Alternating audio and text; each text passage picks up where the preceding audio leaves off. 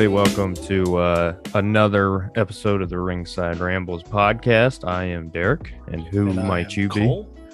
I'm Cole. I was going to hit you with it doesn't matter who you are, but I'm too tired for that right now. But anyway, we're a lot to talk about. I know we've kind of been hit or miss with some of these. It's, things come up. It's a really busy time. Hopefully things get back in line. We can get on a more regular schedule, but there's a lot to talk about in the world of the good old sports entertainment, professional wrestling, whatever you want to call it. But nevertheless, today we got hit with some pretty big news, and I normally don't do like side videos talking about wrestling. Normally, if I talk about it, it's just on this, but I did a video talking about what just happened today. Cody Rhodes and Brandy, for that matter, but Cody's the one, you want to hear about. But anyway, our official, this is not rumor, this has happened. Cody Rhodes leaving All Elite Wrestling. And the latest is that he's going back to WWE. Cole, I have no clue. I don't get it. What do you think about this? Well, this is quite interesting. I mean, here's the thing is that Cody Rhodes has been an off and on appearance man in AEW for ever since it started.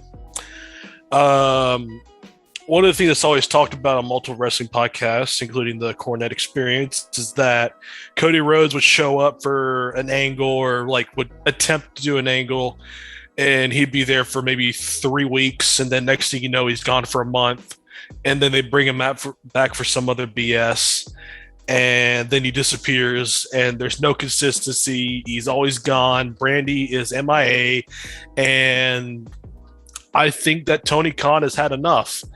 So this is the official statement we got from AEW president Tony Khan. So Cody and Brandy Rhodes were integral to the launch of All Elite Wrestling. Cody's ability combined with his boldness and his passion for our industry and his love for community outreach helped AEW deliver on our mission to give fans what they needed for fan too long. Something new, innovative, and lasting.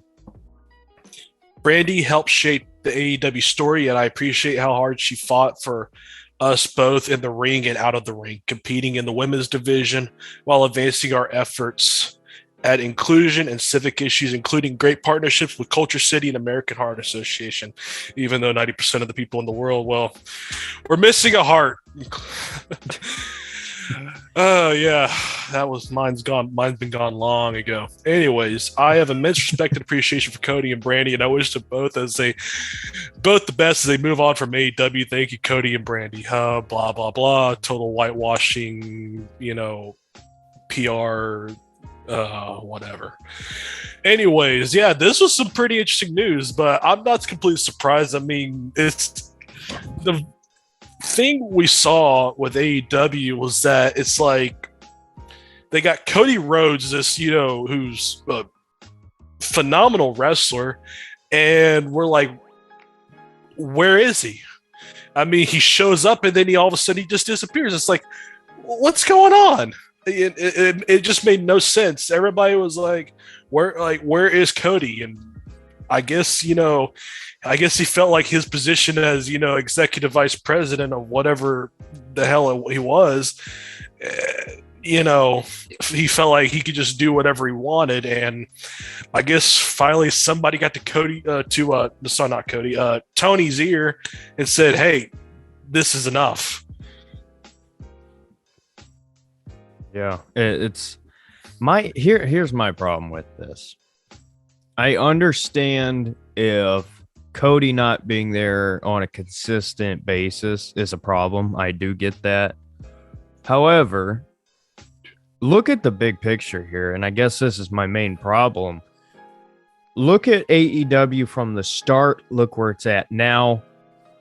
Cody Rhodes, along with obviously Jericho and the Young Bucks and Omega, or as Olivier, as Cornette calls him, and a couple of these other guys, Hangman Page, they were such a big part in this. And with Cody being the EVP or whatever his title was, he essentially had huge part in putting this all together. Sure, Tony Khan owns it, whatever, but behind the scenes, the actual, labor of it, in my opinion, is Cody Rhodes. And for Tony Khan to say, okay, thank you for getting us here, but we're done with you. I understand it to an extent, but it caught me so off guard because of the fact that why does Cody Rhodes want to go back to the WWE? He's going to get pushed back down into the mid card. Sure, there will be a big pop. Yeah, he'll come back and everybody will go crazy. Oh my gosh, I can't believe I never thought Cody Rhodes would be back in the WWE again. But how long is that going to last? I don't see it lasting for a long time. I don't see him getting a main title run. I mean, Edge hasn't even gotten a main title run yet. He's been in matches. He's won the Rumble. But what is in Cody's head that he thinks that this is the best decision? And on Tony Khan's side of things, sure, it might get more publicity because people would be saying, "Oh, where's Cody been?" If you only watch WWE, you might be saying, "Oh, where's he been all this time?" "Oh, he's been in AEW." Okay, I'll go check that out. But from a business standpoint, somebody who's been a pivotal part in building this thing, you're gonna let them walk out the door? I just don't understand that. And I understand if he's trying to give other guys a spotlight, I get that argument, but come on, you're telling me that you can't come up with something better, or you can't keep him in a different role. You're going to go over and let him go back to Vince to be wasted. And you already know Vince is a jerk. Vince isn't going to do anything. He's going to say, "Oh, screw you for going and doing that. Screw you for, building up a competition for the first time since WCW." He's going to treat him like absolute garbage. He's going to be in the 24/7 BS segments. To me, it's just a disaster, and I don't understand it. But anyway. Well, what I see happening is that you remember back in 2002 when WWE acquired all the assets, including the wrestlers of WCW, and they brought those guys in. What I see happening is a Scott Steiner situation where they're going to screw over Cody Rhodes just like they did Scott Steiner and stuff. Because Scott Steiner in 2001 when he was WCW, he was running the place. He was he was pretty much a top guy, and and he could cut a promo. He was good. And when he got to WWE, they flopped him to the mid card, did him dirty, and eventually he got released. That's what I see happening to Cody. Now, on the AEW side of things, the mentality I'm getting is, why are we letting go of people like Cody? There are a lot of people in AEW, a lot of people that they don't need, a lot of people that are garbage, outlaw, indie wrestling people that can't cut a promo, can't do matches at all. They're getting people hurt. Somebody's going to get, morbidly injured real soon with some of the garbage wrestlers they got over there at AEW. They had a chance when William Regal, Road Dogg, and Scott Armstrong got let go to bring them into AEW and actually get order within, bring chaos to order within AEW, get a training program set up, get people, trained and actually develop a quality product. And what they have not done is it's like the prisoners are running the insane asylum, or they're running the yard in AEW. Tony Khan isn't doing anything about it, and now he's letting go of somebody that he really, I guess you could say, really can't afford to let go. He's letting go of someone that's good, that's only going to go back to his competition.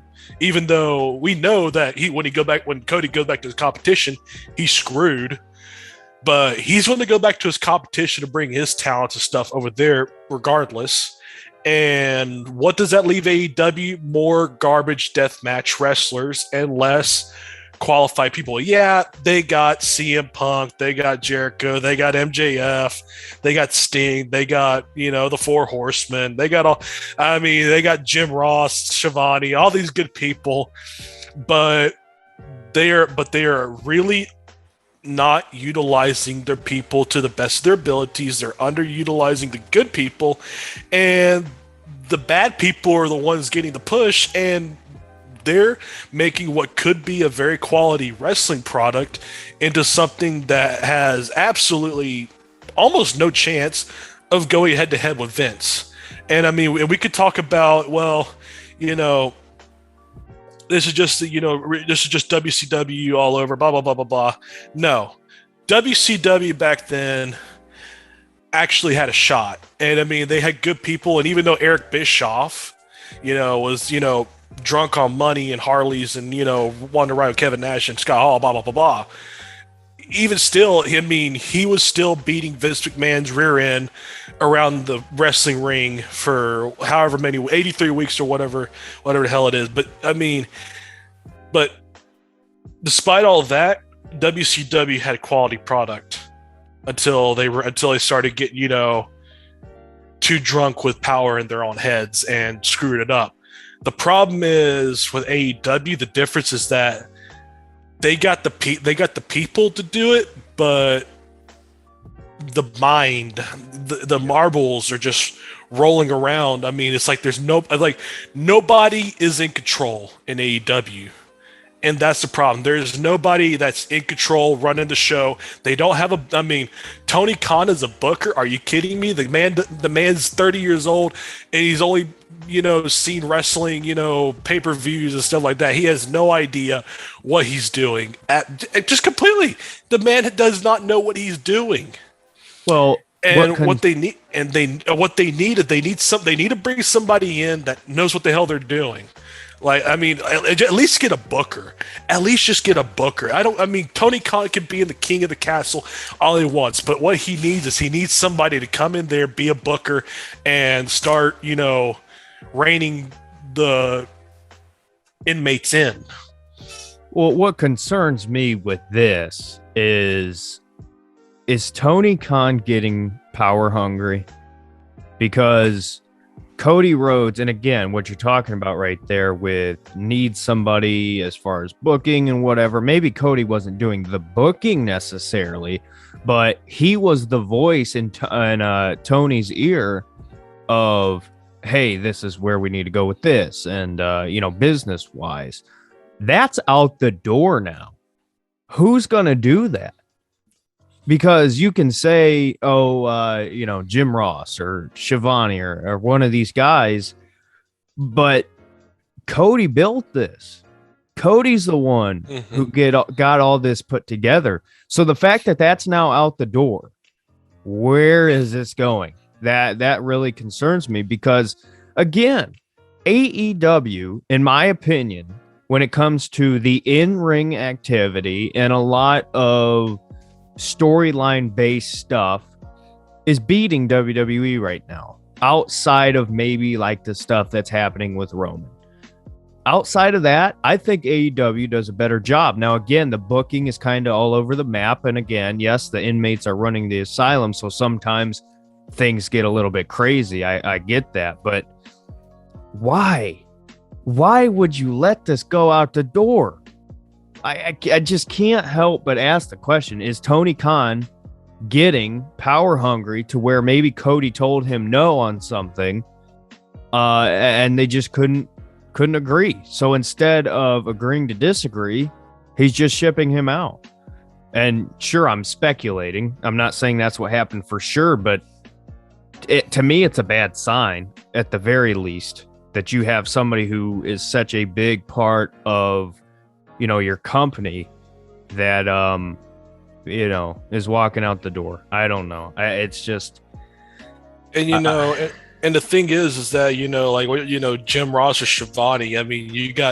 I mean, Jim Ross used to be a booker. I mean, yeah, he was an announcer, but I mean, he booked WWE house shows in the '90s. yeah, And he knows he's the smartest. Second to Cornette and all those people, he's the smartest man they got in the rest in AEW right now that knows how to book. And I could tell you this: Jim Ross don't want to mess with that. Jim Ross don't want to mess with that. Shivani hasn't been in wrestling for, since '01, so for almost 20 years. Shivani hasn't been in wrestling until he got back in AEW, and I mean, he's only doing this for the money. I mean, and he's getting paid decent money, but Shivani don't want to book it, and I think you got a point with how I feel like Tony Khan might be getting drunk on power, because yeah, you're right. Tony Khan originally was just the money behind Cody's idea of having a secondary wrestling promotion, second to Vince McMahon, keeping variety in a business environment that's already been saturated totally by WWE, and giving a secondary product, which was very badly needed, because TNA was running to the ground, or Impact, whatever the hell you want to call it. TNA was running to the ground because Dixie Carter wanted to hire Vince Russo. Vince Russo doesn't know his head from his own rear end. Yeah. And, they screwed Cornette. And then Ring of Honor was screwed over because, some corporate stooge and Sinclair Broadcasting and some other weasel didn't know what they're doing, and they were convincing these corporate marks that I know what they're doing, padding their resume and everything. Come on, people. It's just Tony Khan was supposed to be the money behind AEW, and Cody Rhodes was supposed to be booking the whole thing. Well, and I guess I guess the arrangements have slowly been changing, and now Tony's running the whole show, doesn't know what he's doing, and he got rid of his best man that actually has an idea. And unfortunately, Cody got drunk on the money, thinking, I'm making all this money now from this, rich billionaire that has no idea what the hell he's doing. And he's just he got drunk on that. Now finally Cody decided to say, whoa, this is getting out of control, what's going on here? And all of a sudden found out he's getting shown the door because he decided to cross the boss, the guy that's paying the money. Even though, and again, this is speculation, but I mean, it sounds pretty plausible to me. Well, my concern is now that and again, we obviously don't work for AEW. We don't know how the behind the scenes stuff happens, but from an outside perspective's view, my concern is that what's going to end up happening is that for a while, Tony's going to run the show how he wants it. And it might be fine for a while, but eventually I'm worried about the wheels falling off of this. And then eventually, guess what? The same thing will happen. WWE will buy it or something because it'll become a failing product or something along that line. And then guess what? We won't have competition, because that's the problem right now. There's only two. Don't lie. And I'm not saying you, Cole, but I'm saying, wrestling fans, don't lie to yourself and try to convince yourself that Ring of Honor, TNA, New Japan for that matter, I know they're very popular, but in terms of the American professional wrestling scene, don't sit there and lie to yourself saying that if AEW dies, then wrestling will still be fine. Don't lie to yourself. If you are a professional wrestling fan, you need All Elite Wrestling to be what it is and get even bigger and get even better, because the rising tide raises all boats. And as bad as WWE has been, I think that the fact that AEW's success is there and Vince can see it to an extent, I think it's worth looking at from WWE's side of things. And like you said, they are throwing everything at AEW. We'll talk about, why did I forget his name? Is Keith Lee, yet another name to AEW. Tremendous talent, great performer that WWE didn't care about Let him walk out the door and go over to AEW. Same thing behind the scenes with the William Regal and all these guys. They are throwing everything to AEW. And what happens? Now you have this from the top. This, I'm just worried it's going to go downhill quick. And, maybe that's just, PTSD from what happened with WCW and what happened with TNA when it was at its biggest. But you can't help but think about it. So I don't know. And again, it's not that it's going to be forever.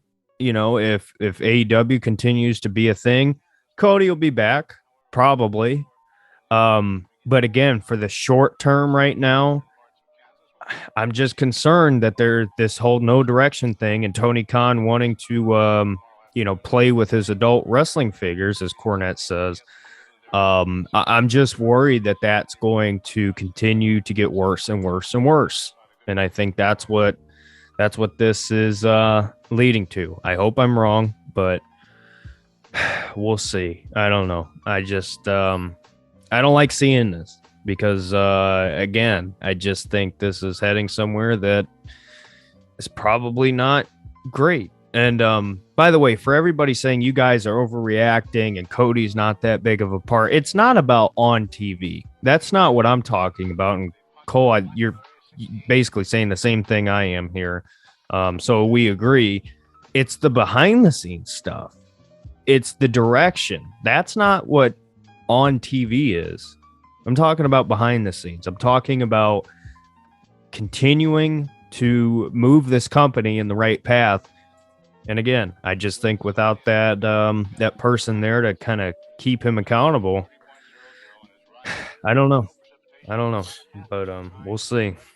Well, anyway, speaking of behind the scenes, after Cody was released by AEW, Goldust put out a tweet, and the tweet quote, "I love my brother Cody Rhodes. I love my sister-in-law Brandy Rhodes. Whatever they decide to do in life, I support 100%, 110%. I am sad they are gone, but the effing train keeps moving. No, I am not leaving. I like it here at AEW." And Cody is expected to sign with the WWE, according to Goldust. And hopefully Dustin, hopefully he's the guy then. Hopefully he steps up, but I don't know. Yeah, because Dustin, because he was alive back when his daddy was booking, Crockett in the 80s. Yeah. So, hey, maybe he picked something up for the old man.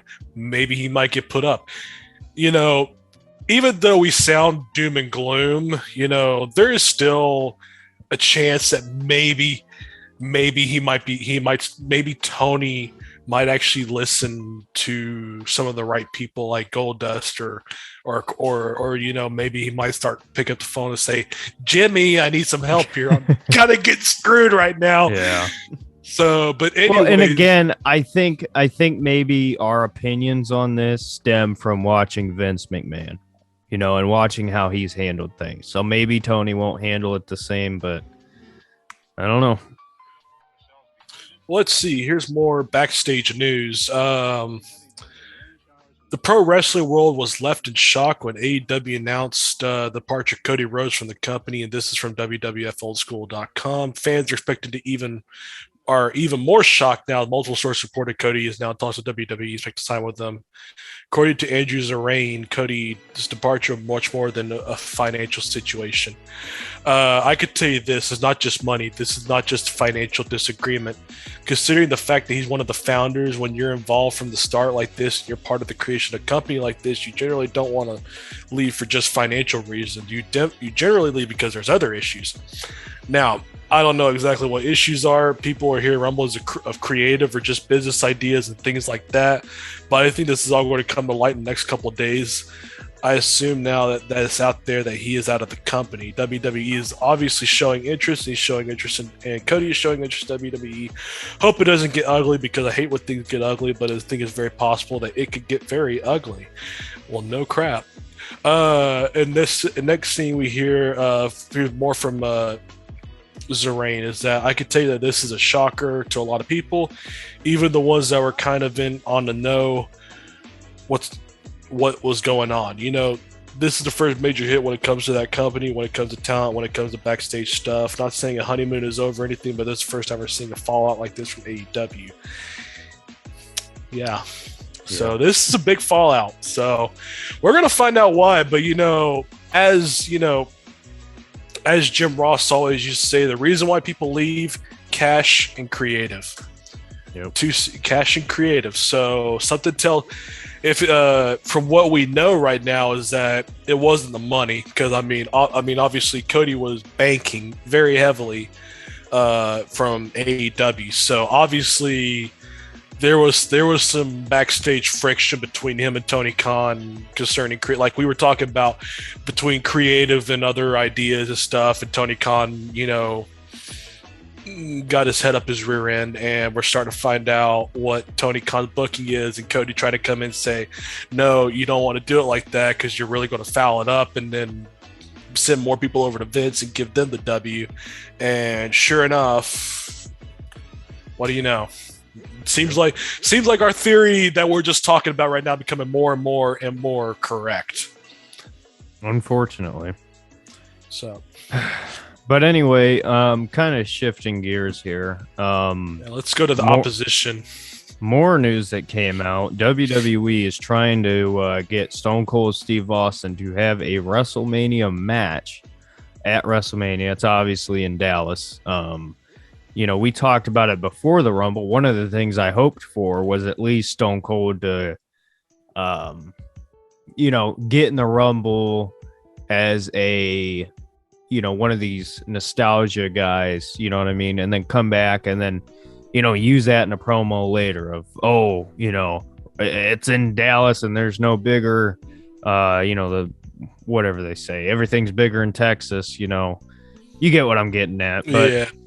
That never happened. Obviously, we'll talk about the Rumble here in a second, but would I like to see Stone Cold in a match? Sure. Of course I would. Do I want them to waste it? No. And that's my concern. I think, right now the rumor is Kevin Owens. Stone Cold would come back and take on Kevin Owens, which, if there's anybody that I think he could have a match with, I think Kevin Owens is one of few that could really carry it from the athletic side of things. I know, obviously, talking about Kevin Owens and athleticism isn't exactly the most obvious thing, given, I'm not going to make fun of him, but fat lives matter. That's all I'll say. But anyway, I think it could work. I just don't want them. If he's going to have a match at WrestleMania, don't make it bad. Don't have a last minute storyline, please. I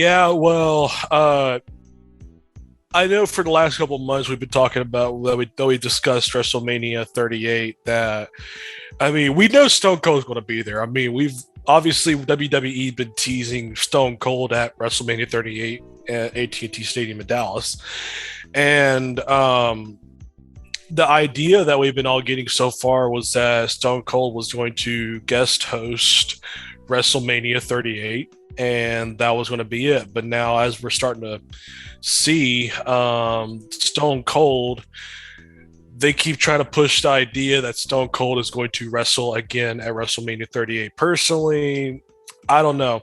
Stone Cold has said numerous times that he is not getting back in the ring, especially since he has a bad stack of dimes on his neck, as he likes to say, bad stack of dimes, bad neck, and bad knees and bad everything else, because Stone Cold is in his 50s and really starting to get old these days. He's not getting any younger, folks. Let's be honest here. But if he were to return, Kevin Owens would be a good match versus Austin, but I just don't see it. Here's what we know right now. So WrestleMania 38 is about 2 months away, usually shown in April. The current rumblings we've got from Kevin Owens is this. The impression I have is the match is on. I know that Wow. Backstage at WWE All Day, That's all I keep hearing about is that it's going to be Owens versus Stone Cold. This isn't confirmed, but from the leaks that's coming out, apparently that's what we're getting hearing is Stone Cold versus Kevin Owens. And according to Kevin Owens, the impression I have is the match is on. That's not all I keep hearing about, but I heard it early in the day and then kept checking around, and more people were saying that they heard the same thing. I don't know that it's a done deal, but people were talking like it was. Like I said, I was not told that it was a done deal, but people were under the assumption that it was, and the promo clearly tells you that they are booking with the idea that it is happening. My guess is that if they do bring Stone Cold back in some capacity, I think what's going to happen is that basically Kevin Owens is going to have a match with somebody, and then Stone Cold is going to do a run in. Yeah, and do a stunner, which that seems like the idea behind what was going on. I mean, that's from what we know. I just don't know how that even gets set up. How does Stone Cold come back and then all of a sudden they have a storyline that is gonna end with Owens versus Austin at WrestleMania? The booking right now, it's so all over the place, and it's not getting any better. And I honestly think that they're only doing this because WWE is so far in the crapper that they need something to make a big pop so they can make a few $1,000,000. Because let's be honest right here, that Peacock deal, they got screwed. Okay, they are losing money. Big money, because they're not doing pay-per-view buys anymore. They're not making all that money from making pay-per-views. Yeah, they might have gotten a little cash advance from NBC Universal, Comcast to, put their content on Peacock to do all air their junk. But like, that money is only going to last so long. They're not making any more money off of that deal. They got what was it, $5 billion boom right there up front, and that's it. I mean they made the deal with Disney Plus in Indonesia to air their content in Indonesia, but still, I mean, they are throwing money into a furnace by not having regular pay-per-views. And this was something that was talked about on Cornette, Jim Ross, and other podcasts. This is not new information. I mean, they are shoveling money away like it's gangbusters. And I think the reason for bringing Austin is just so that way, because they're losing cash and they need to milk a cash cow. And right now, Austin and The Rock are the only two people that can draw money and can cut a promo and can do all these things that could, give WWE a little, 2-3 month cash advance, pretty much. I mean, seems like there is some serious money issues going on at Titan Tower. I mean, we know they're releasing a lot of good people, and we all obviously know, we hear the rumblings that WWE is going to get sold off and then thrown to the wolves and everything. But something tells me they're losing a lot more money than anticipated, and they're only bringing Stone Cold back because they need a little, booster until whatever happens, the sale goes through, or whatever the hell is going to happen. Yeah, I don't know. I really don't know what to think about it. I mean, how many times have we heard that, things are in planned and then it changes last minute? It's Vincent McMahon. I mean, I remember Wade Barrett, Stu Bennett talking about the Nexus and that whole storyline of that night when they first came down and tore up the ring and, wrecked everything. They didn't know about that till the day of. That was one of the biggest storylines, one of the biggest things to happen, especially for a group that, got as big as they did. And that happened the day of. So, that was how long ago now? That was 2010s. So you're telling me that Vince McMahon now is all of a sudden going to have plans set in stone for WrestleMania a couple months away? Yeah, I doubt it. But we'll see. I think at this point it's really just speculation, but who knows? But yeah. Continuing on with this topic, this is from Pro Wrestling Insider, and this was the original plans for Stone Cold. So WWE had plans for Austin to be a part of WrestleMania 38 in Texas since the get-go when they announced about WWE's return to AT&T Stadium made last year.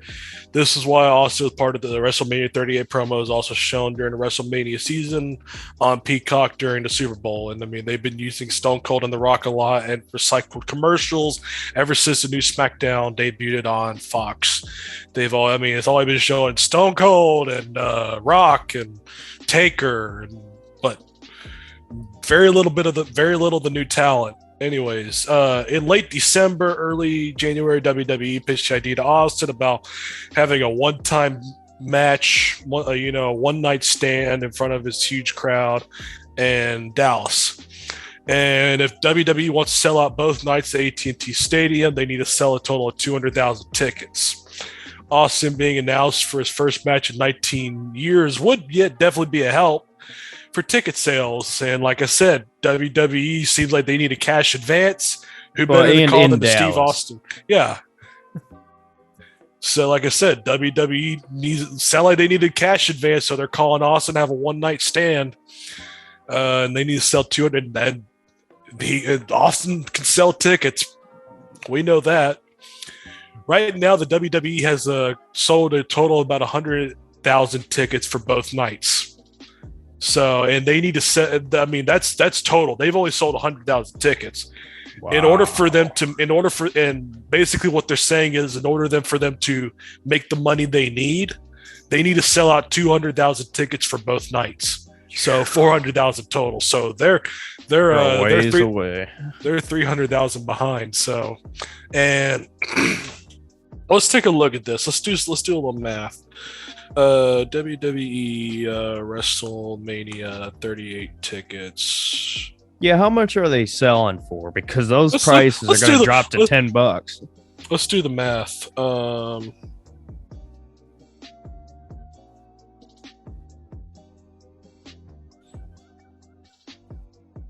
Let's do the math here. Let's crunch some numbers. Let's see. So AT&T Stadium, they're selling for about we'll say 250 a pop. So 250. I'm just and that's just an average. Of course, we know floor seats are going to be like $1,000. Up in the top might be like 175. Yeah. Here, I'll look it up now. I'll look it up. I've already looked it up. I'm doing at an average of 250 a ticket. So we'll say 250 to 100,000. So they're making $25 million off of ticket sales. $25 million. Come on. $25 million, no pay-per-view revenue. So, and I'm just, and like I said, I'm just averaging this. I'm not going through each ticket and doing a different number. So we'll say roughly $25 million. We can give or take by about 10 million either way. So they could either be making, upwards of like 48 million, maybe a little higher, or down to the tens. There's a spread here. Obviously I'm not going to take the time to, break out a spreadsheet. Floor seats right now are 4,000 and up. They have tickets. No wonder. $17,000 for floor A ringside seat. 17. It's 18 really. It's $17,999. Yeah, Good grief. pretty much. Yeah, they're, as we can tell you right now. I'll go ahead and just say this right now. Breaking news. DF Sports, WWE has money problems. Yeah. They are going broke, Yeesh.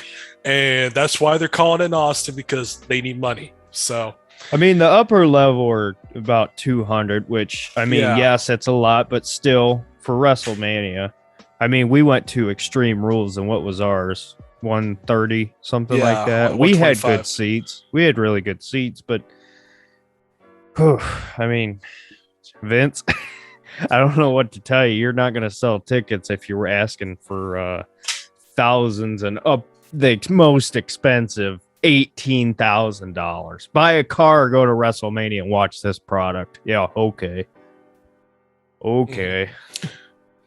Well, anyways, WWE, according more information for Pro Wrestling Insider, WWE always had plans for Austin to be involved in a physical role at WrestleMania 38. So we know that they had plans for Austin to do something similar. They basically had it similar to the WrestleMania 32 role, where he delivered stunners, and that's about it. But then WWE wanted Austin to come back for a match, with hopes that his WrestleMania program would begin at the Royal Rumble 2022 Premium Live event, but that didn't happen. Austin hasn't agreed to wrestle a match yet. In case Austin ends up agreeing to have a match, even if it's an impromptu match similar to what The Rock did at WrestleMania 32, then the WWE has already planted seeds for a showdown against Kevin Owens, who has insulted Texas and its people on this week's Raw. Even if it's not a match, Owens and Austin might get physical at WrestleMania 38. So what we know is that basically Austin and Kevin Owens are gonna have a little, showdown, whether it be just a run in with a stunner, or they're gonna have some little impromptu match, something. But we know that Austin's going to be confirmed for WrestleMania 38, and we'll see what happens from there. But like I said, it looks like WWE's pulling out the stops for a little cash. So. Anyways, more information coming out of WrestleMania 38. The Rock teases returning to WWE ahead of WrestleMania 38. So we know Stone Cold's going to be in, but we've got a fan on Twitter that said this. So The Rock absolutely crushed his intro yesterday at the Super Bowl when he said millions and didn't pause for "and millions by the fans, I shed a small tear." And then The Rock replied, "Brother, that was an Easter egg for you and the millions." Wow. So, because see, I even texted you about that. I said, man, I'm so disappointed that he didn't do that. That was a perfect opportunity, because I'm sure you know that at least a portion of that crowd would know, millions and millions, Not saying the entire stadium at the Super Bowl would have done it, but I was just disappointed. But anyway, onward. Yeah, so basically Rock said that's an Easter egg. So I guess we could say that The Rock's going to have something going on at WrestleMania 38. I don't know. All we can say is tune in to WrestleMania 38. Let's see what happens. Well, you know what it could be? Could be, do you remember back when Rock hosted WrestleMania? Miz and Cena was the main event, and then he got involved, and then it turned into next year's WrestleMania's main event, and then obviously the year after, because they lied to us about once in a lifetime. Mm-hmm. I wonder if they would do that here. I wonder if they would have Rock get involved, cost Roman championship, and challenge him to next year. Maybe. We'll wait to see. Maybe WWE's creative ain't as bad as we thought, but maybe I'm asking too much. Maybe we're asking. I think we jinxed it, man. I'll be honest with you. How dare we? Well, anyway, you want to get into? We'll talk quickly about the Rumble. I guess let's run through the matches I didn't care about first. The women's Rumble, I was disappointed, obviously, that, Liv didn't last longer. I thought that, obviously, we picked her.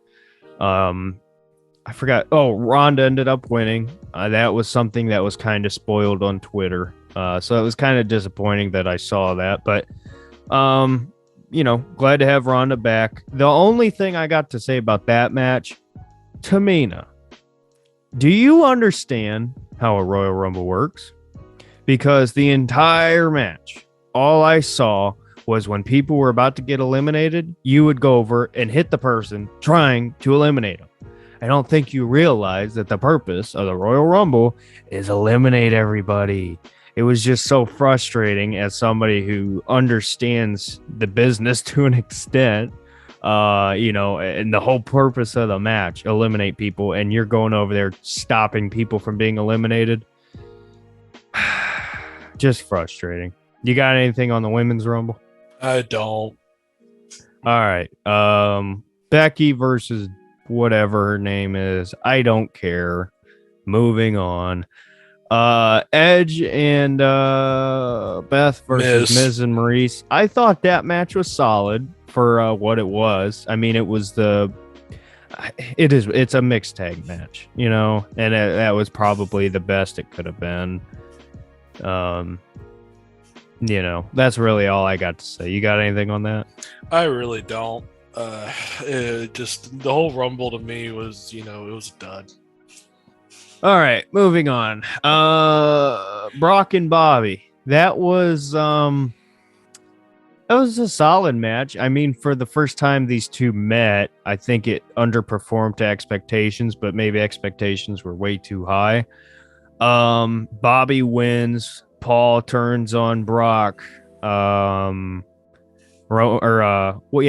interfered, and then Heyman gave Roman the title, hit Brock with it. Bobby wins. I didn't mind it. I kind of didn't see that coming. I probably should have expected it, but I'm an idiot. So, but as far as that match itself and the storyline, I thought it was solid. It wasn't great, but it was solid. You got anything on that? So, what else was there? Oh, the men's Royal Rumble match was absolute garbage. The women's Royal Rumble was better in terms of spacing out who comes in when to have the nostalgia pops, when to have the bigger name people come in.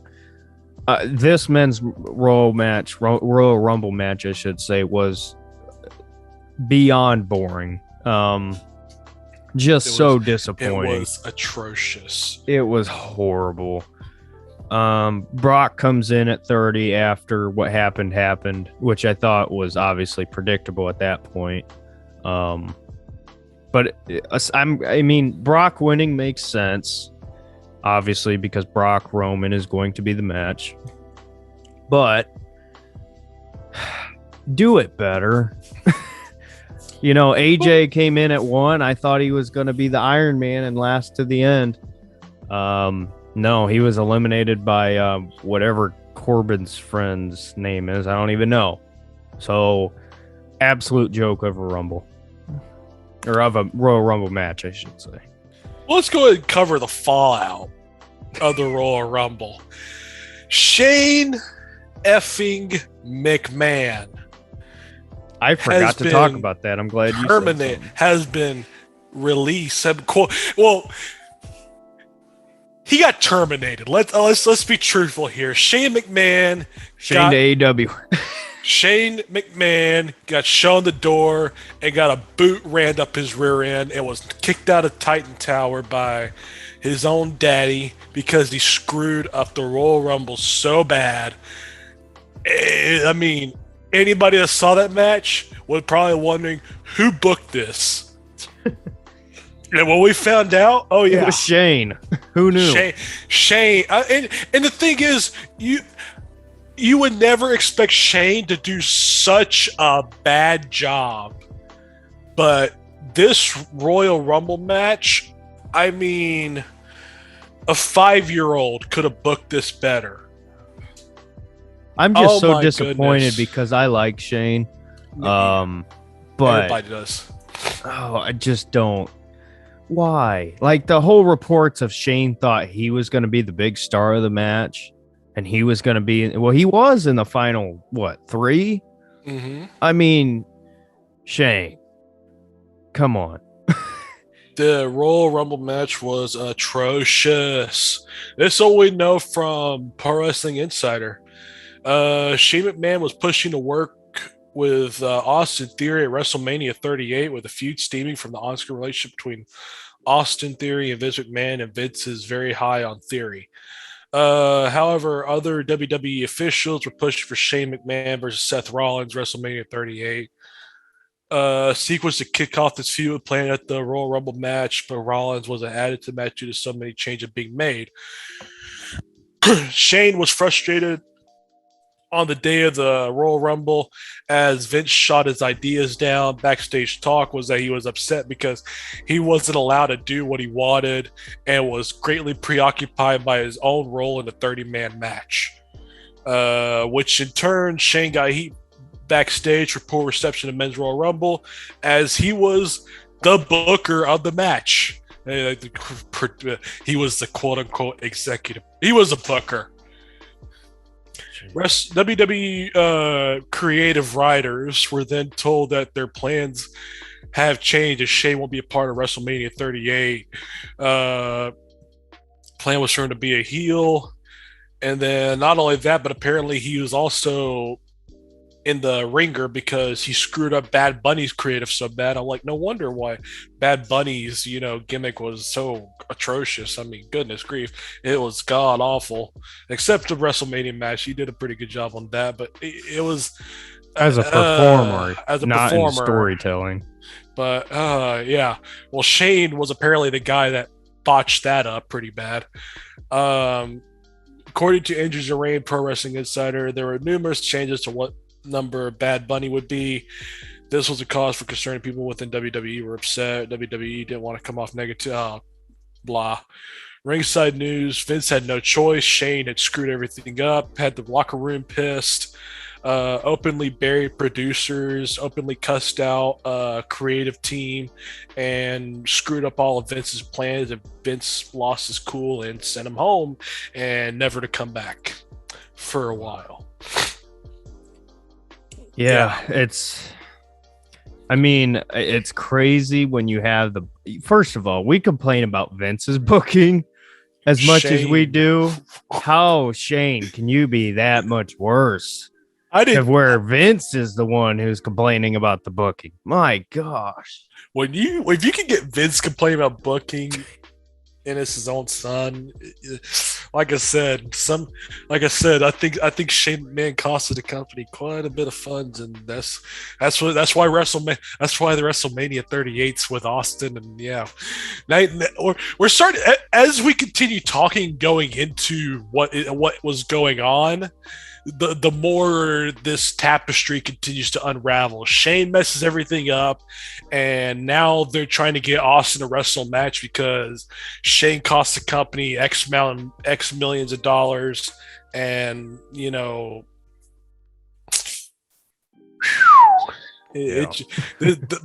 more we continue going on, the more this continues to get a lot dirtier and messier than we originally thought. Yeah, which, adding on to the mess, Johnny Knoxville is back in the news and wrestling news. Gonna get a title match. Johnny Knoxville is going to get a title match at WrestleMania. I swear, if he wins the Intercontinental Championship, I can't. Oh no! I mean, what a joke to the business. Have you seen Johnny Knoxville lately? I know. Do you see how frail, how gray he is? Let's just say this, because it's going to happen, because this company sucks. He's going to win the Intercontinental Championship. What's going to happen? Is he going to hold the title for a month? Is he going to drop it the next night on Raw? Why is this happening? Why? The movie's already out. Yeah. You can't tell me it's for publicity.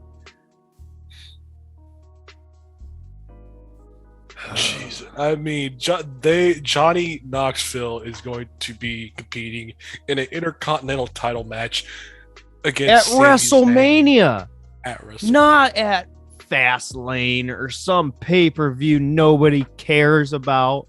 Your biggest show of the year, really? Oh my gosh! This is like, we used to say it can't get any worse, but I mean, you're about to Vince, you fired your son for bad booking, and this is what you have planned for your biggest show. Gosh, I guess that's why they're trying to get Austin and Rock to come back and wrestle. Because that's the only. Steve Austin and Rock are the only two people that can actually make the WWE any sort of income. They are the only two people. I mean, yeah, you got Roman, Goldberg you got can't. Brock. I mean, yeah, you got Roman, you got Brock, but I mean, they can't make the kind of money that a Stone Cold or a Rock can. Goldberg sure as hell ain't going to make that money. Undertaker, even if you bring him out of the tombs, he ain't going to make that money. Glenn Jacobs, Kane, even if you bring him out of, the mayor's office in Knoxville, Tennessee, he ain't going to make that kind of money. I mean, they have literally been shooting themselves in the foot. They have for guys. The last 10 years. They have the guys that could become the next stars. Exactly. They got people that could do it. Same thing with AEW. They got people they could do it, but they have been screwed over by these people that have never seen a wrestling event in their lives. And all of a sudden, next thing you know, they're booking wrestling. Vince effing Russo could do a better job booking. I mean, yeah, I get it. We're going to get silicone-titted bimbos jiggling their junk everywhere. But, I mean, at least we would be getting something. I mean, come on. Even if we had a stripper pole match, come on. It would make more sense than Johnny Knoxville being an Intercontinental Champion. Oh. And you know what, though? And again, and this is a good transition into this match. But they have guys. AJ Styles. Roman is the guy right now. But this match, and this is, there's very few matches anymore in current day professional wrestling that I say that's worth going back and watching another time. The Roman Reigns Seth Rollins match from the Royal Rumble, I say, is one of those, at least for me, because Seth Rollins, we talked about this character and how it's kind of, whatever it is, but this match was done perfect, in my opinion. Roman comes out, whatever, and again, this was before the whole Brock interference. This was the first match of the night. Roman comes out, whatever, and then all of a sudden the Shield music plays, and guess who it is? Rollins comes out from the crowd. Long walk, by the way, in that stadium, in Shield attire. So again, his whole gimmick is kind of a spin-off of the Joker. I absolutely loved that they did that. It was one of these things that you could fantasy book. You know what I mean? If it were me and you, saying, how would you do this? This is what I would say. I would say I would have Rollins come out, in Shield gear, have him come out to the Shield theme, and they did it. I couldn't believe it. But Cole, what'd you think about just that aspect of it? The whole, Rollins entrance thing and the Shield thing. It was cool. It was cool. It was definitely something you don't see anymore. Good storytelling based on the past. It was fresh. I mean, there's still, the thing is that, in the sad part is that, little good things like that are being completely overshadowed by all the junk and the drama and the BS going on everywhere else. And because of that, it's souring the good stuff that is going on, like that one little thing where Seth Rollins came out in the Shield gear with the Shield thing. Yep. And that's what makes everything disappointing. But as far as the match itself, I thought we'll talk about the finish later. But to me, the match itself was probably the best WWE match that I've seen in a long time, because the storytelling aspect of Rollins or of Roman not being able to beat Rollins at big matches, and the whole him turning on the Shield, and that whole thing was executed to perfection. I don't know if they did this match. I don't know if Heyman booked this match. Had to have been Heyman. It must have been, but it was done to absolute perfection. To start off the match, it was a lot of kind of ticky-tack things, you know what I mean? Like Seth just kind of slapping Roman around, getting in his head. But then it transitioned, and this doesn't happen a lot anymore. A lot of times these ticky-tack starts last way too long, and I hate that about the current product. But this turned into Rollins being into his head, into executing big moves and big spots while continuing that whole storyline, or that whole I guess storyline isn't the right word, but you get what I'm saying. The whole flip on the outside, suicide dive, did it. I believe he did it twice. Just the entire match for the most part was really Rollins dominating Roman Reigns. And then all of a sudden the switch got flipped. Roman ended up, getting a comeback, whatever. And then it started getting into a more back and forth. Rollins kept getting a couple in, but Roman, it was basically the story of Rollins constantly getting over on Roman. Can't be the guy, or I'm sorry, you can't beat him. It was in his head for the entire match, and then towards the end, it flipped. The switch got flipped. Roman turned even more aggressive, and just went off. Now, the finish sucked. The finish was terrible. How, and it's not even that, Rollins lose, or I forget what it was. Was it a DQ, or was Rollins lost because he passed out, or whatever it was? I want to say it was a DQ and Roman won. But why is the referee putting Seth Rollins' hand on the rope? That does not make sense to me. Yeah, DQ, by the way. Was it a DQ? Yeah, DQ. I'm fine with...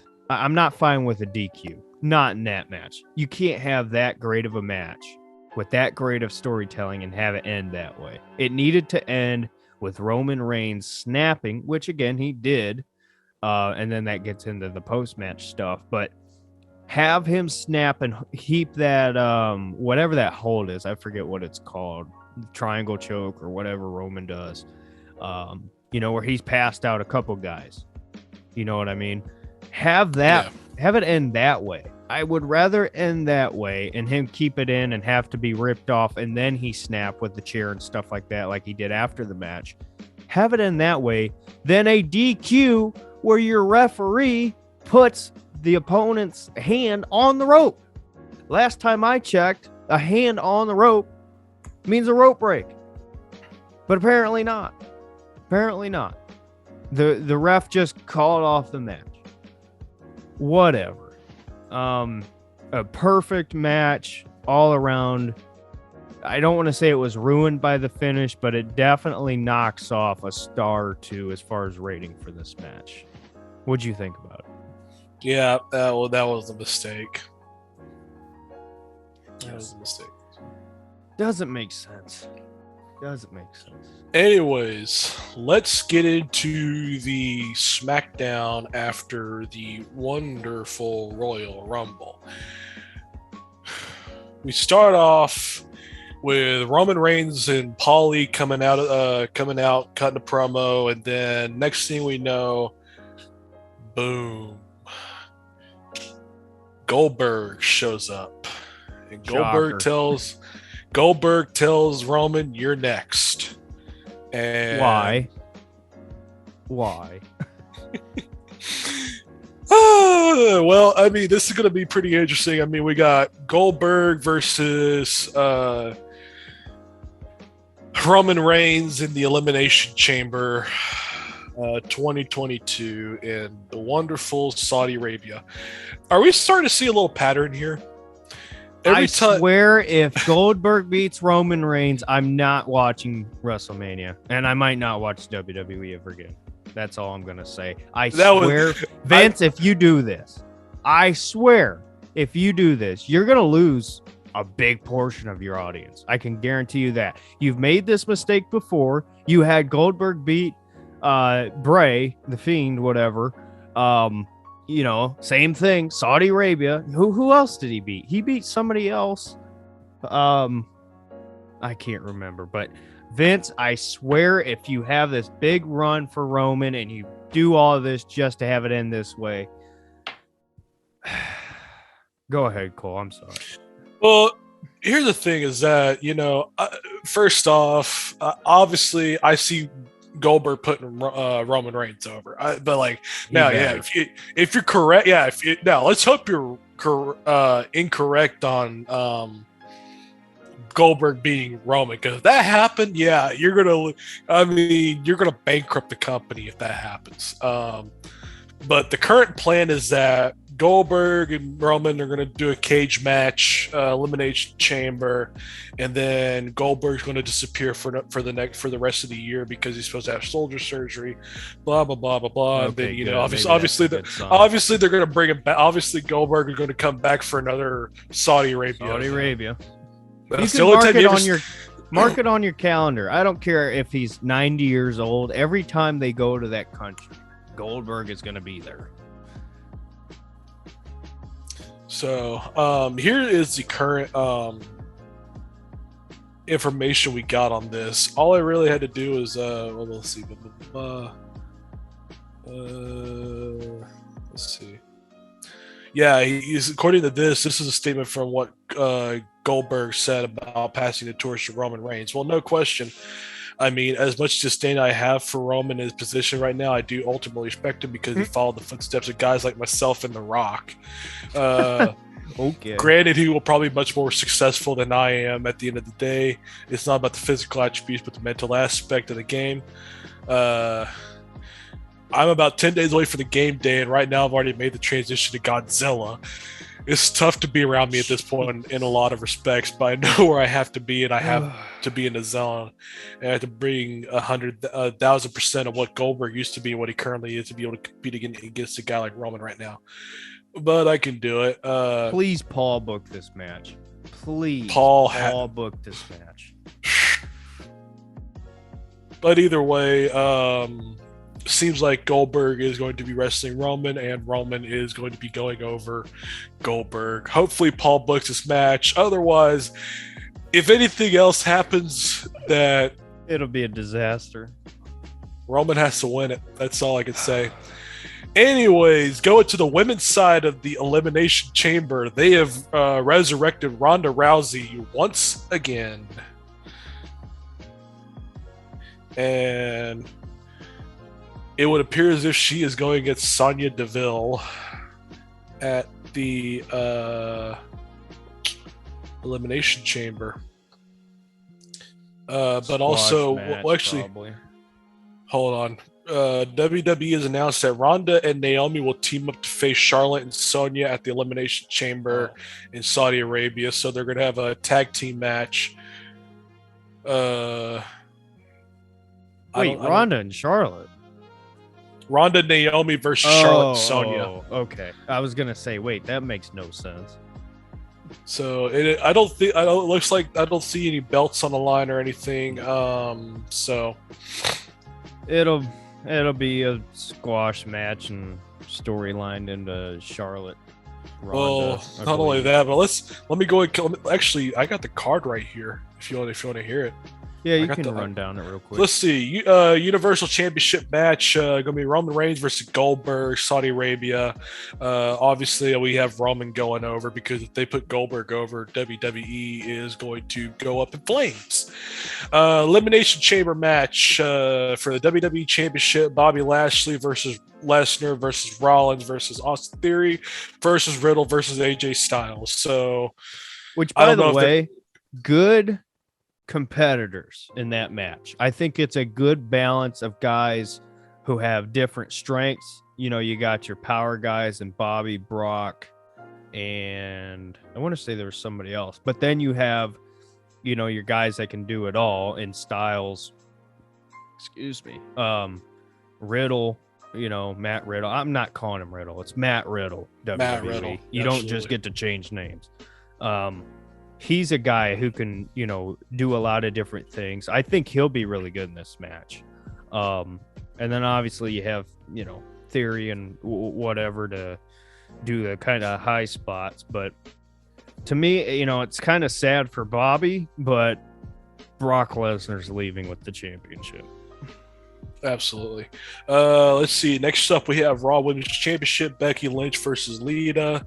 My money says Becky Lynch is going to continue holding on to the title. Well, Leda already spoiled it. Did you see that? Huh? No. Yeah, Leda said something about even though this isn't a long-term thing, I'm happy to be able to work with somebody like Becky or something like that. Essentially saying it's a one-off match and I'm losing, but you know. But anyway, I didn't even know that. I didn't even know that, and I still called it correctly. Yeah, well, it's pretty predictive. Pretty predictable, yeah. Elimination Chamber match to crown the number one contender for the Raw Women's Championship. So many. Come on. Liv Morgan versus Rhea Ripley versus Bianca Belair versus Doudrop versus Nikki ASH versus to be announced. We got a mystery competitor in the number one contender match. Who will probably be like Alicia Fox or somebody nobody cares about. And of course, we have the tag team match: Ronda Rousey and Naomi versus Charlotte Flair and Sonya Deville. And then SmackDown Tag Team Championship: the Usos versus the Viking Raiders. Usos are going over. False Count Anywhere match: Drew McIntyre versus Madcap Moss. I feel sorry for Drew McIntyre. I feel so sorry for Drew McIntyre. They have really been crapping all over his lunch for the last couple of years. I mean, guy is way more than just some throwaway job guy. Wrestling squash matches in some you know, oil sand pit in the middle of effing nowhere. The last good thing that he did was the whole program with Sheamus, and before that, the title. Once he dropped that title, and after the Sheamus thing, it's just been downhill. They have been I mean, Drew McIntyre, if you're listening to this, get out of that company, go to AEW, and beat the heck out of Tony Khan. So maybe he'll do something right, because I mean, you're getting jobbed out in WWE. So I don't know what they're paying you to do jobs, but I mean, my man, let me put it like this: you could be doing better. You could be getting a push somewhere that actually will use you instead of some, you know, overinflated company that's losing money. Same with AJ Styles. I don't know why you're still there. You're way better. He was better in TNA. Same with Rey Mysterio, by the way. Rey, exactly. You're getting up there. Obviously, you're not going to be there for much longer. I would rather you know, have some memorable, you know, ending to your career than this. Yeah, I mean, it's atrocious what they're doing. So, anyways, let's go ahead and get to something good, something interesting, something hilarious. Klondike Brock on the Pat McAfee show. Oh, greatest interview of all time. Yeah, when he imitated that Stone Cold promo of him flexing, go, oh, What? stir a fucking steroid Brock.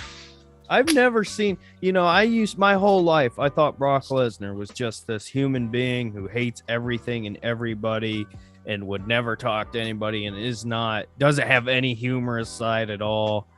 This, I'm so glad that he's, now getting a chance to kind of change up his character. I know in the early 2000s, especially him with Angle and some of that stuff, there was more of a comedic thing, and he's done a little bit back and forth, throughout his career. But this is the first time it seems that he's really the baby face and kind of is being able to show more of who he is. And that's what he said in this interview, which is really what surprised me. He goes, yeah, this is really who I am, but anyway, go ahead. God, let's see.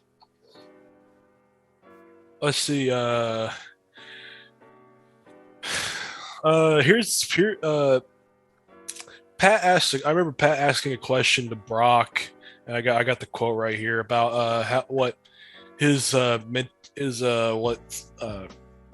on the wrestling business, and these were his comments. And he said, "I don't really care or give a s if I'm honest. If I'm serious, I don't. Like, I don't give a f if I'm in the Hall of Fame or not. I've done what I did. I don't care. I don't care if I'm leaving a legacy behind. What I do care about is, well, I'm a good person, good dad, and all that stuff. That's important to me. Right? Not Rushmore.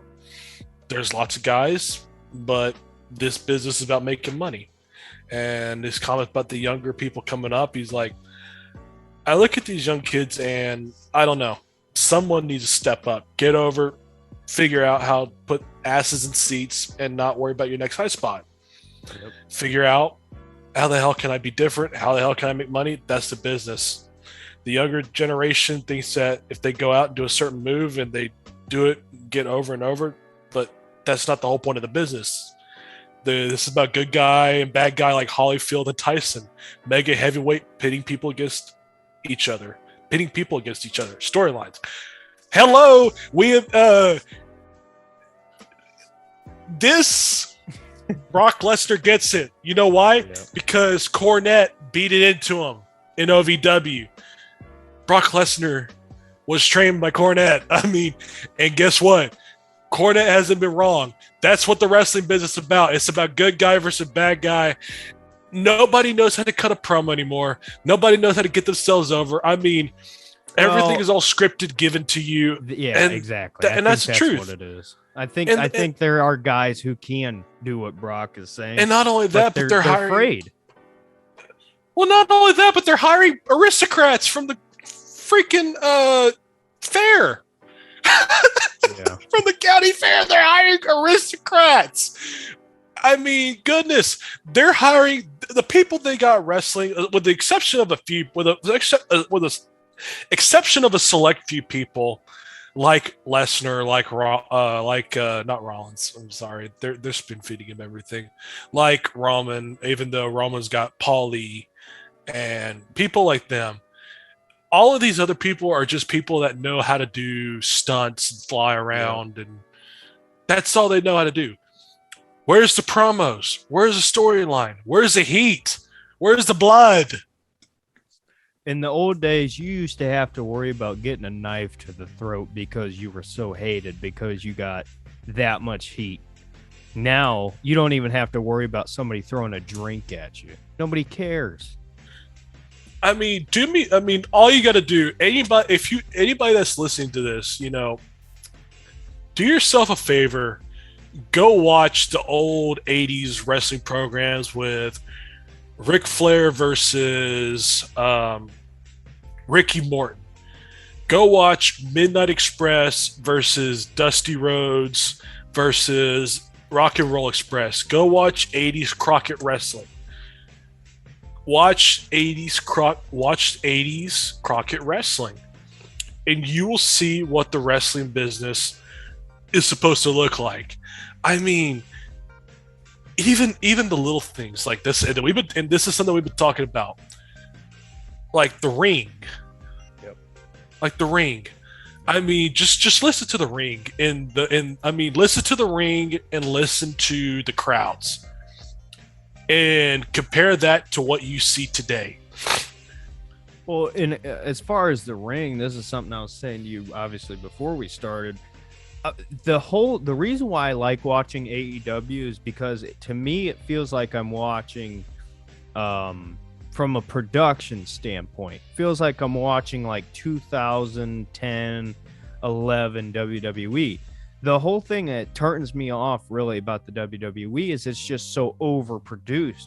Why do you have to have LED lights everywhere? Why does the ring have to have LED lights on the posts, on the is it the canvas? Is that what it's called? You know, where it lights up and says Raw. Why? It looks fake. It looks like you're watching some kind of futuristic movie. It's not supposed to be that way. And that's what I like about AEW. You know, the ring looks like a wrestling ring. You don't have super crazy overproduced stages for your weekly TV show. You know, it's just some things are meant to look the same. Like I said, go watch 80s Crockett wrestling. You listen to the ring and the 80s Crockett and in the 80s and NWA wrestling. You listen to the ring. I mean, you hear somebody taking a bump, it's a boom, and you're like, whoa. I mean, you could feel it. Exactly. You should be able to feel it. And the crowd, and you hear the crowd. I mean, some of them are smoking cigarettes. They're fucking jumping up and clapping and everything. They're happy. I mean, you see blood and guts, and I mean, that's what wrestling was supposed to be. I mean, and not only that, but the storylines were simple and good, and the promo was go out there, cut a 2-minute promo, bury this guy, get yourself over. That was it. That was it. There was no that was all it is to a promo. Go out there, bury this guy, get yourself over, and talk about this match coming up at this location. That's what it was back then. But now, we went to Extreme Rules, the ring, boop, the promo, yada yada yada, a bunch of junk and irrelevant stuff. I mean, boring. I mean, yeah, the pay-per-view. I mean, it was a fun event to go to, but I mean, you know, you heard the ring overproduction, yeah, boom. And then I mean, we were there. The whole ending to the Balor Balor Roman. Like, since when, after you get put through a table or whatever, does your music start playing and it brings you back to life? Are we watching a Marvel movie? It was, it was like, what was this? We both were like, what is happening right now? I think everybody was. I don't know about at home, obviously, because we were there. We didn't watch it, but as far as like on TV, but I can tell you in the arena, everybody was just like looking around like, okay, what's going on here? Because I remember the rumor was that the whole Brock Roman stuff was going to start there, which I was excited about. Yeah, that's what's supposed to happen, but no, we didn't get that. But yeah, it's turning a good business, if you want to call it that, into a joke. But that's Vince's toy. It's the little things, yeah. Literally, I would just be happy if they would bring the sound of the ring back when someone's getting plowed through it. Yeah, just do little things like that. I mean, we're not asking you to, like, you know, fire your whole, you know, creative team or whatever. I mean, just little things.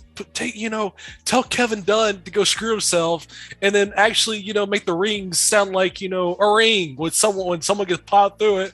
I want to hear it. I want to feel it. That's what people want. They don't want, you know, they don't want to hear this soft, like, oh, you land on the ring, you're landing on a Tempur-Pedic bed. Like, come on. Yeah. Well, and again, I love Pat McAfee. I I do. Pat McAfee's amazing. He was incredible when he had a couple matches there in NXT. He was incredible on the mic. He understood the job. Like, he understood, hey, go out there, tell a story, but give reason for people to watch.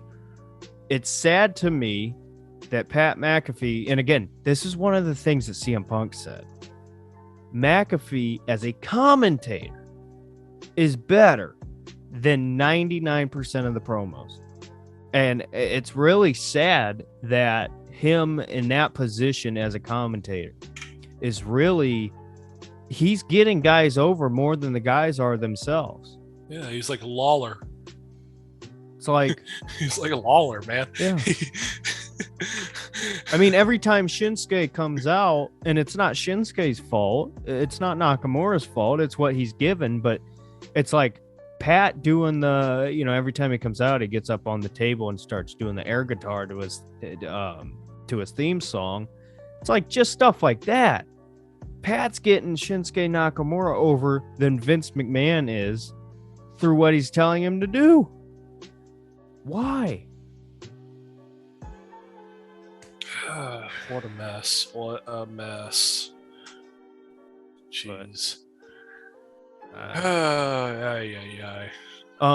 Quickly, one of the things that I did want to talk about, the CM Punk MJF feud into the match. Obviously, the storyline was incredible.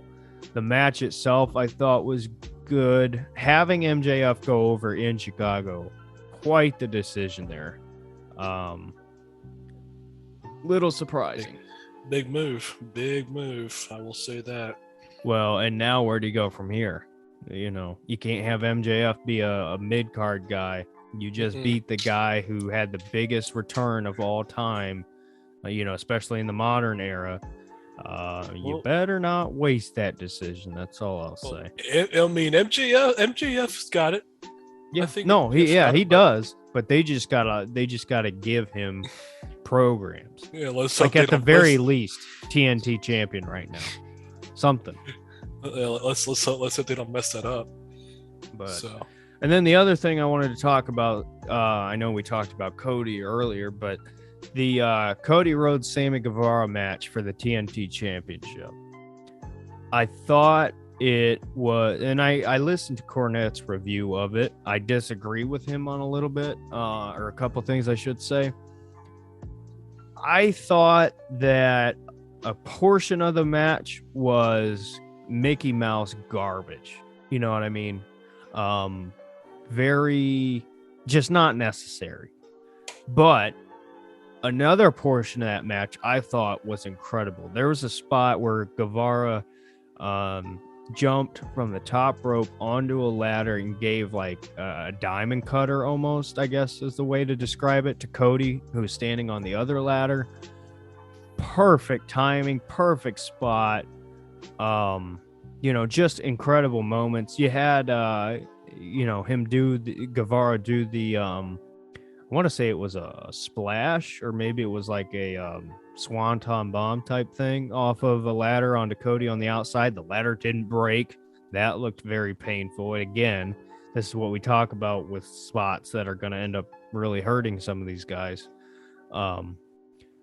But then for Sammy to go on and win, I thought that match, a portion of it, didn't like it. The other side, I really loved it. So I just wanted to say that because it was one of the matches that I saw from AEW that I enjoyed.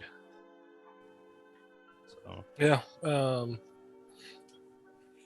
Is there anything else on our list? No. I mean, obviously we will have more as time goes on, because I think everything keeps getting more and more interesting. So we'll see.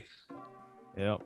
Brock's gonna it's gonna be funny when Brock wins the championship right back, because a portion of the fans will hate it, but whatever. I would rather that happen than Theory win it or something stupid like that. But which of course I say that now, it'll happen, watch. But anyway, so I think that's it for me. You got anything else you want to say? I think I've covered all our bases. Alrighty, everybody. If you're still watching till the end, thank you very much. And like Cole said, we'll have more later as things unfold. But till then, everybody, thanks for watching. Let us know what you think. And we'll see you in the next one. So have a good one. Bye-bye.